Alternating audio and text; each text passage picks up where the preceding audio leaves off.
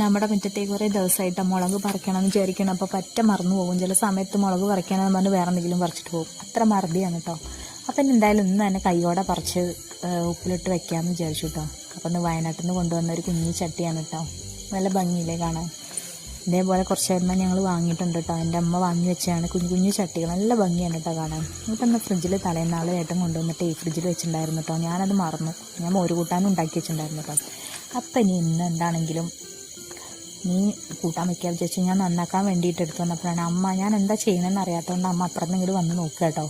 പിന്നെ ഞങ്ങൾ കുറച്ച് വർത്തമാനങ്ങളൊക്കെ പറയാറുണ്ട് കേട്ടോ മീൻ നന്നാക്കുമ്പോൾ. അപ്പോഴാണ് നമ്മളെ കൂടെ 2 അതിഥികളും കൂടെ വന്നിട്ടുണ്ടായിരുന്നത്. 2 പൂച്ച കുഞ്ഞുങ്ങളാണ് കേട്ടോ. ഇടയ്ക്കിടയ്ക്ക് വരാറുണ്ട്. ഭയങ്കര കുറുമ്പന്മാരാണ് കേട്ടോ 2 പേരും. കാരണം മീൻ കിട്ടാൻ വേണ്ടിയിട്ടുള്ള കടിപിടി അവിടെ നടക്കുന്നത്. അപ്പം അമ്മ ഞാൻ വീഡിയോ എടുക്കുകയാണെന്ന് വിചാരിച്ചിട്ടേ അമ്മ എന്നാൽ സാരിയൊക്കെ ഒന്ന് ഒതുക്കി വെക്കട്ടെ എന്ന് പറഞ്ഞിട്ടിരിക്കുകയായിരുന്നു കേട്ടോ. അപ്പം നേരെ വന്നു മീൻ കൂട്ടാൻ വെക്കാനുള്ള പരിപാടി നോക്കിയിട്ടോ.